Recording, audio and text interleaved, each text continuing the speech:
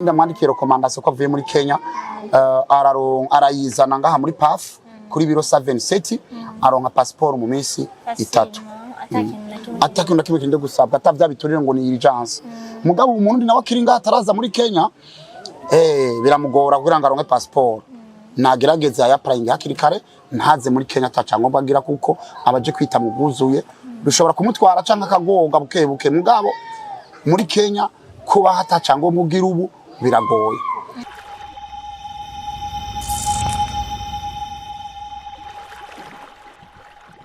Salut tout le monde, muraho murakomeye, j'espère ko meze neza, muguwe neza, mushimana ukunasi dushimana muri BI, ni Gloria Munezero kuri mikro.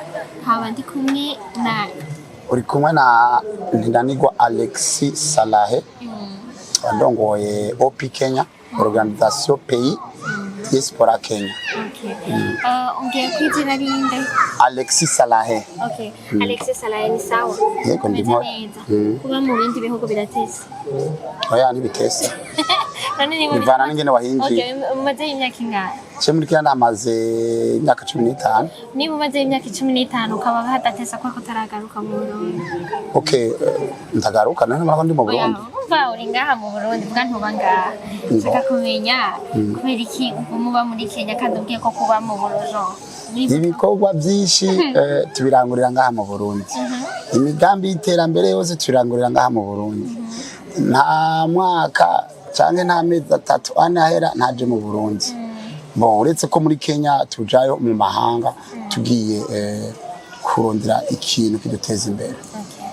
Shaka rero imbere yuko dushobora kuganira mu byatuzindukanye mu byato aho twahuriye muri Somenti Diaspora aho mwari musanzwe hari inama igira 9 mwatanze amaraporo bagiye baravuga ku gihugu ingene bitandukanye ngira uraza kugaruka gato tubwire mwebwe muri Kenya ingene bimeze ariko mu kutuyagira gato dushaka tugirira itandukaniro y'u Burundi na Kenya bimeze gute? Warabaye mu Burundi umazeyo 15 urumva simyaka iri mike ashaka kutubwire aho bitandukanye cyambere u Burundi no Burundi Kenya ni Kenya amazina kwanza aratandukanye irindi tandukaniro nuko Kenya ni nini cyane ifise aba population yaho ni nini cyane twava twoyikubamwo bavuze ko twoyiviza n'indwi ngaha mu Burundi.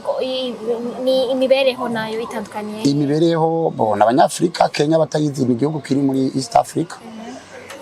Hanyuma bo imibereho yaho bobo biranatandukanye kuko n'ubwoko bwinshi. Ubwoko 47. Ngaha mu Burundi n'ubwoko bumwe nko muri Rwanda yabivuze. Turabarundi tuvuga ikirundi kimwe urumva ibyo ni difference kwanza banzo yumva. Kuba mu gihugu gifise ubwoko bw'abantu 47 bavuga indimi 47 baba mu burere 47 kuva ama province iyo ni difference yangu wiyentegra gute none uvuze iyo tandukaniro yose kuko ni nini ya wavutse mu gihugu gifise ubwoko bumwe bavuga ururimi rumwe ugashuja mu gihugu gifise kimeze nk'uko umuntu yagiye yiyentegra gute biratwara umwanya kuko je nagiye bwa mbere nari mvuye mu Butaliyano mugabo ndi mu Butaliyano twarigeze kuza muri Kenya turaga ico bitwa seminaire araba igihugu ndakibona ukuntu kimeze ndakunda kubera nyine nsanzwe mvuga ibintu by'indimi mvuga indimi 5 ndo bitwa polyglotte ndavuga igifaransa ndavuga icyongereza ndavuga igitaliyano ndavuga ikiespanyole ndavuga igiportugais nkongera nkavuga kimandale no kuvuga igishinwa. Wavukiye mu gihugu ushaka kugira uvuge izo ndimi zose no narabaye mu Butaliyano imyaka mike cyane mu Burundi nkaho twiga canke wavukiye hanze nize ngaha mu Burundi mugabo narakunda indimi naho nyene mugabo maze kuja hanze ni bintu byose urumva ushize nko mu Butaliyano utangura kwiga ururimi rw'Italiyano hama mission twari turimo yani nka missionnaire wateza kumenya indimi zitandukanye.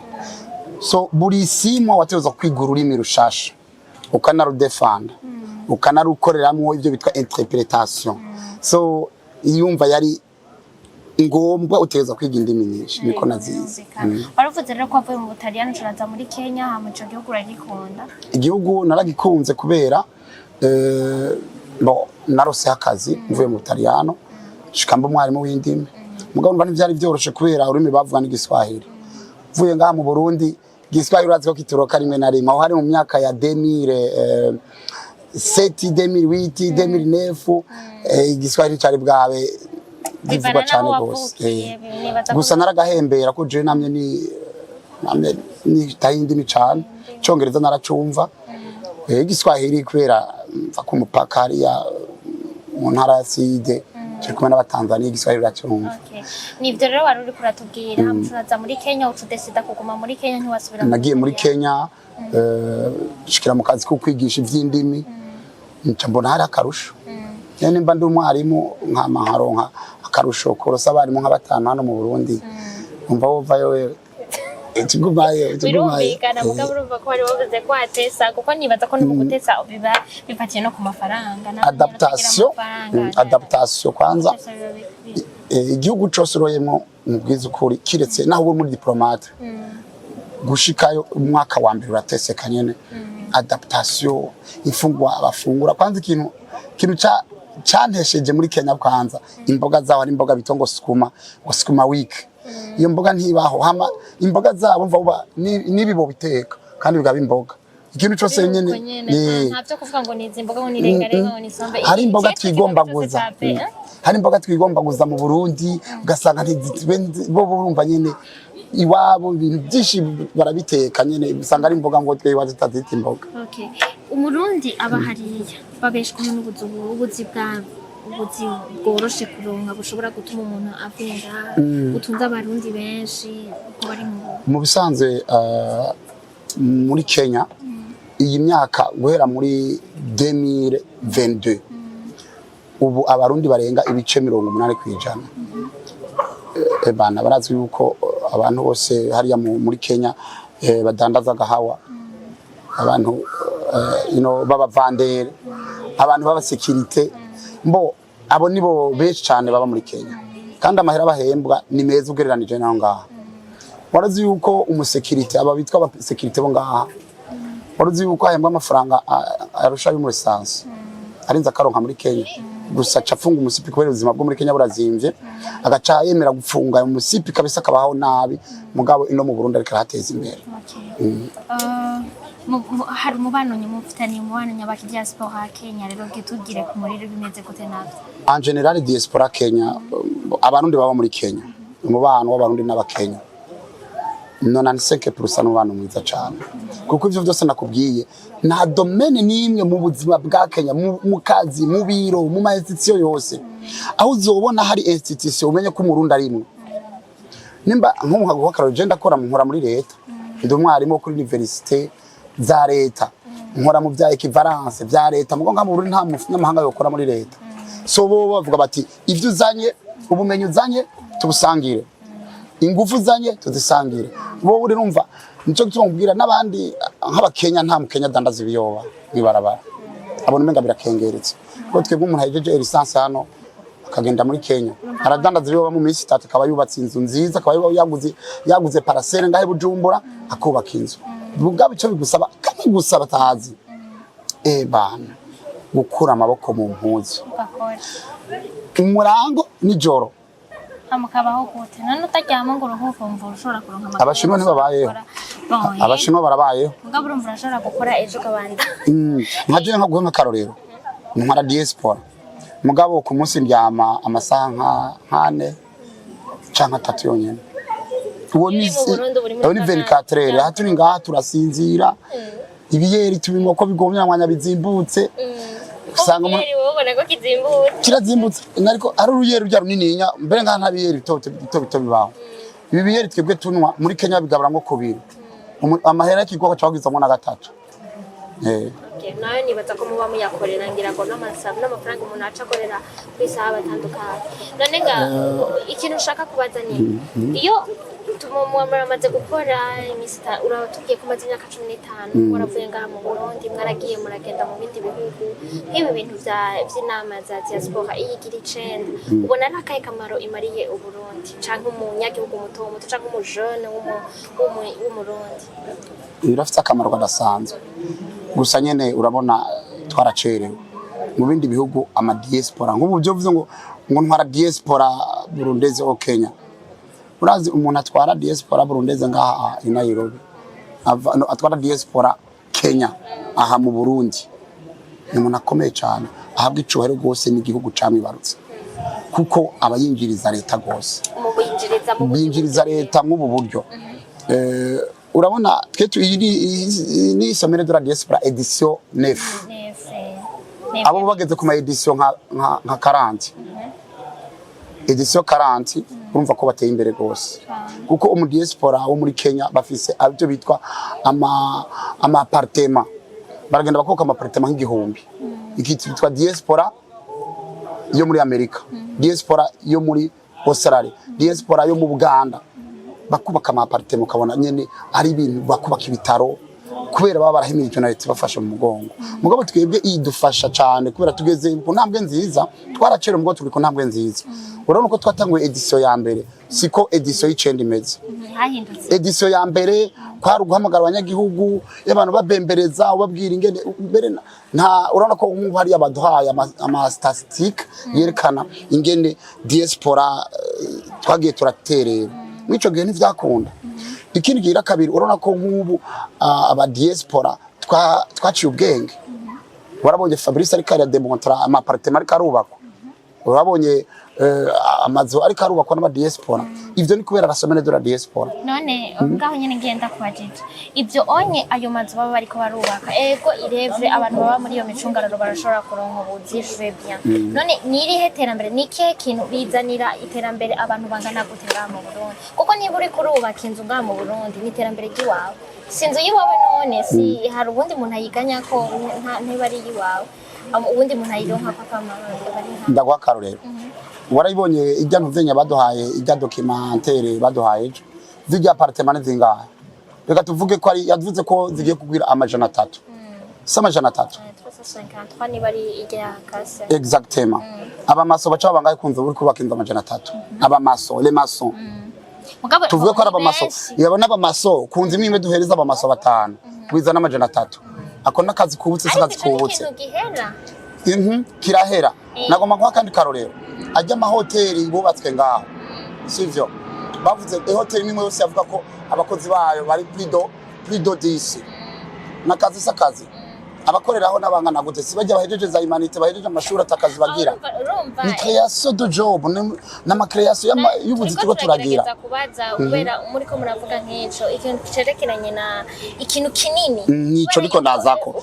Ni kinini kwanza twahaye akazi abantu barenga amagana 3. Suko se noneho yanze rubatswe irahagaraye. Suko se iterambere rinini nyajyambere. Ujya mu ntama kori ya leta riha. Akosa kamaro. Umwarimu ntacahembwa. Ikindi gikwirikira ajya amazu ariko arubakwa. Hazobaho abo bitwa manager y'amazu. Hazobaho bajya bakora bayagirira isuku. Nabwo nubuzi ko bazohembwa. Apare y'ivyo reka tuvuge aba diaspora twese nitwumva umugambi bukuza guteza imbere uburundi. Nka jewe nkora muri Kenya. Uvuze uti turateseka kweri kutaza gukorera akazi mu Burundi. Uraza abakozi mfise jewe ngaha mu Burundi. Uraza abakozi mpemba. Ndahemba abakozi benshi. Kuma project nkora. Ujya mwarimu mbona yuko abishoboye. Mu mashure amwe twubaga nk'ama project dufite kubaka amashure n'ibitaro. Warabonye Tanganyika Care.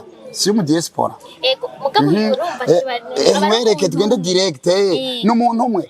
Ni intérêt yiwe mugabo. Reka intérêt total ndayikwereke. Batubwiye ko Tanganyika Care ifise abaganga bangahe. Abaganga 45. Dufise abaganga bangana gute ngaha mu Burundi. Iyo si intérêt public. Iyo Tanganyika Care tuvuga ati ndayugaye ndayikuye. Abantu baca baba jobless ni bangahe 40. Igihugu cyagisubira inyuma. Rero yo ni intérêt idasanzwe ikomeye aba diaspora nkamwe twoza twese twinvestise kunyene tudufashije leta kugwanya ico bitwa ikena ry'akazi. Donc urumva muhamagarira n'umuntu no mu diaspora umwe ategerezwa guhamagarirwa gukora kuza guterera muri leta. Umudiaspora wese kwanza tubanze tugira ico bitwa mentalite yo guteza imbere igihugu cawe. Urumva nko muri Kenya nk'akaroje abanyagihugu ntwara.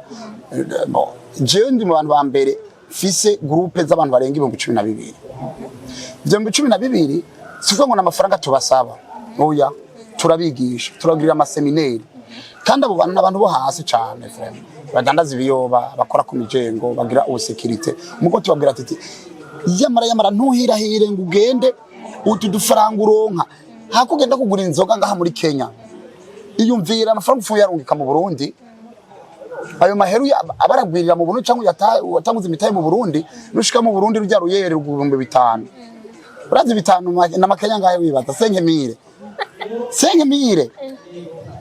mbe ndayitse gutega 5,000 n'amafaranga 100 y'amakenya ntashika mbere ni hano nane ya pepre nonane cyo wimvira muri Kenya nta nzoga nini baho igugwa nonane inzoga ya mbere igugwa 250 no kuvuga ivyo n'ibihumbi 25 hari inzoga igugwa 25 ngaha Bujumbura zirahari bivana no mbere nayibaho twicaye ngaha nyoza bikiyari woza ngakizimvye gusa n'ibigwa 10 amajana 2 ikibazo mfise ni twamwe twumva bariho hariho wo muri Mozambique yanaridoga avuga ikibazo cayerekeranye n'abambasaderi nakuje muri mwe murabivuga shaka kubariza abanyagihugu baba muri Kenya mwebwe iyo hagize ikibazo umuntu ari muri Kenya agira w'umurundi umufasha gute nimwe mu hariho ambasaderi twebwe turafise ambasaderi yitwa Evelyn Habonimana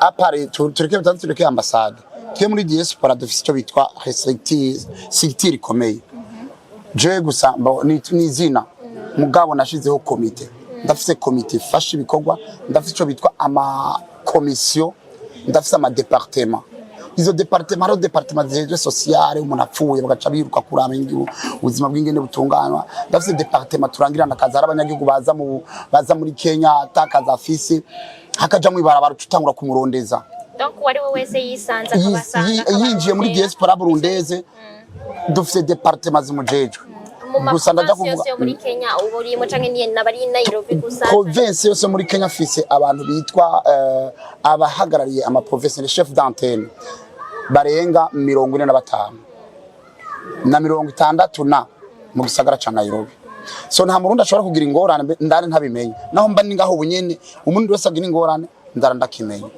twebwe ruca dukorera mu kintu bitwa inyabutatu ambassade niwe muvyeyi wacu numvise abantu bidogera ambassade vraiment kandi je regrette for kwabo bantu ko izo ambassade zarabahoshereje ko nka twebwe nk'ambassade yo muri Kenya n'umuntu dukorana n'abantu dukorana gutya n'abantu turi kumwe très attaché nta kintu bakora batatubwiye nta kintu dukora tutababwiye donc dukorera mu nyabutatu hama none no kwiteza imbere urabona ko n'umugambwe uri ku butegetsi CNDD-FDD barafise nabo komite yabo ubwo nabo tugaca dukorana ko bafise nayo imigambi y'umukuru w'igihugu si uko se turakorana rimwe na rimwe iyo bikenewe rero bigaca bisaba twebwe ambassade y'u Burundi dukorana neza ku rwego mbere rwo hejuru ama challenge muhura nayo yabaru umurundi challenge ziriho ntumva ndakubwiye ngo dufite ama commission presque kugira abantu 1000 personnes 1000 problèmes ivyo bimenye eje mukuru w'igihugu yavuze ati abarundi turi hypocrite bafite ama hypocrisie menshi turagoye gutwara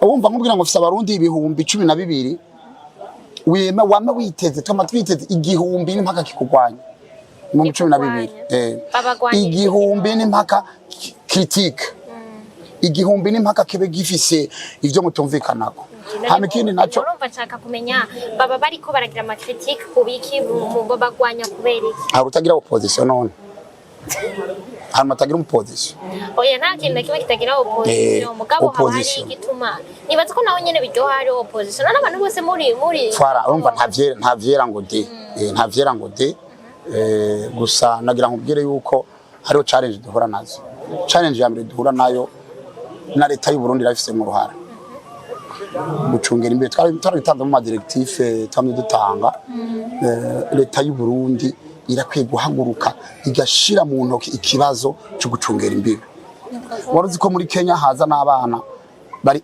mwedo 18 usanga bari mu barabadandaza ibiyoba naho ukwiteza imbere birababaje umuntu aza adafise ivyangombwa rero la majorité y'abarundi ba muri Kenya n'abasampa papier nuko nyene Kenya dukunda ira abantu nyene yitayeho abarundi nyene Kenya iratwubaha mu bisanzwe iyo bitatwubaha nk'ibindi bihugu abantu baba baratwirukanye kukora majorite n'abantu baza illegale tukaca twibazana n'abantu babazana illegale igihugu cyari kiri hehe ikindi ngorane dufise ni ingene batanga ama passport kuko niyo tubafashe je umuntu mbana ku ma social media nagiye gufunguza abarundi barenga 20 barenga 60 babafashe ko nubwo biri ukugiye muri Kenya atavyangombwa ugira igipolisi kirakudaka somehow none habaho ivyo zo ko kungene batanga ama passport kubera bayatevye kuyatanga uha passport irateba uyiba babafashe nko meruka kuvugira babafasha abarundi 19 ndababije kubera iki mwaje ata passport mugira ingorane ya mbere hari abarundi baba escort babahenda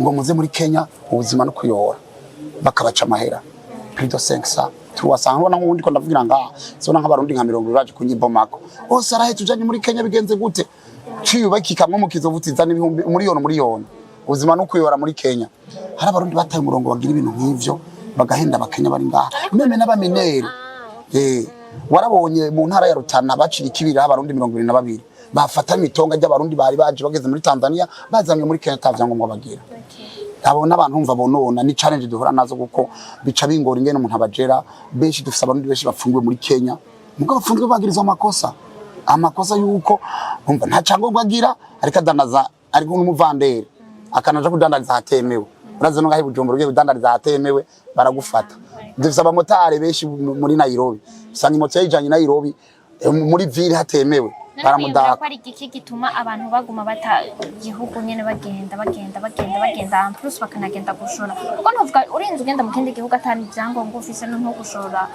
umutwe nyine ikibazo ca mbere n'abantu babishizemo uryarya babishiramwo n'urudandazwa barabahenda je ndibaze baba babigisha avuga ati nubwo passport zikenye ntunze muri Kenya atavyangombwa ugira baragufata abapolisi bari vyiza mugabo beshi muri twebwe tuba muri Kenya beshi barahemutse usanga duhenda abarundi bari ngaha ngo baze atavyangombwa bagira ikindi kibazo naco nugerageje ngo roderi cyangombwa kimara amezi 2-3 ukadusanga inzara igombe mwice yari yarosakaza akora gaca bimugora murakoze cyane sinzi ko hari ico noba nibagiye peut-être ushobora kubwira umurundi ari muri Kenya yo kumviriza cyangwa akajambo ushobora kuvuga kuri semaine de diaspora ayo dushobora kurangira yego ku barundi baba muri Kenya twababwiye n'ubu no bibutse ni bamenye yuko kuba mu gihugu kitari icawe teza kufisa ivyangombwa gira ivyangombwa